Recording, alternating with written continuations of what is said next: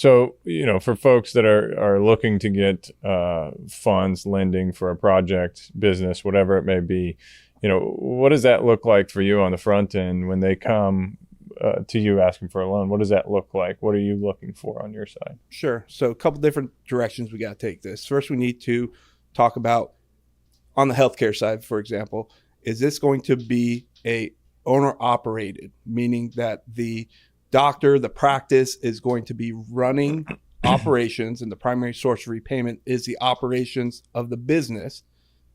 Are they going to be running their business out of that building, or are they a doctor or a very well-to-do person that has disposable income and they're looking for an investment property where the primary source of repayment is the leases and rents collected by the doctor from their tenants, the people that are actually occupying the building.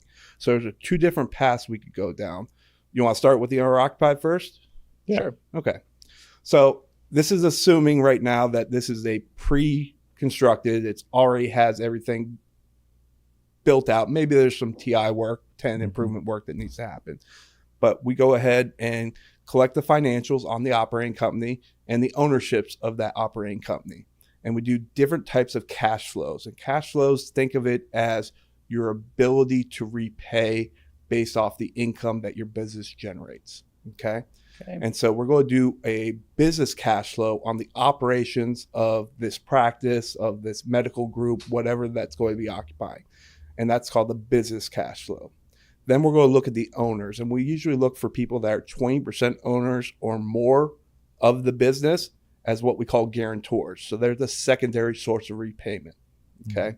So we take a look at their personal tax returns and we take a look at their W-2s and their K-1s, the different ways that they get paid as the owners of the business. Okay. Then we take all those together and we do what's called a global cash flow. And so that's all the income from the business and all the income from the business to the owners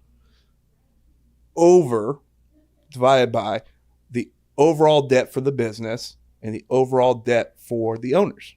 So that gives us a good round picture, because what we don't want to see is a business that's making great cash flow, bringing good money to the bottom line. But then we have doctors that have what we call big boy toys. They have the RV, they have the boat, they have the jet skis, and they financed all of it along with their third property over in Sanibel Island. Mm-hmm. So if they are over leveraged on the personal side, they may have to drain that business of cash flow. And we don't want to see that. We want to make sure that the business is self-reliant, that it's able to pay its debts, and not necessarily have to prop up this business owner that may be living beyond their means. So we take a look at all that. That gives us a cash flow for the business. And then we see if they can afford the amount of debt that they're looking for on the building. And you never finance 100%. You always want skin in the game. So generally for owner occupied, you're looking at 80% of financing. So they're putting 20% down. Got it. And so, the other side of that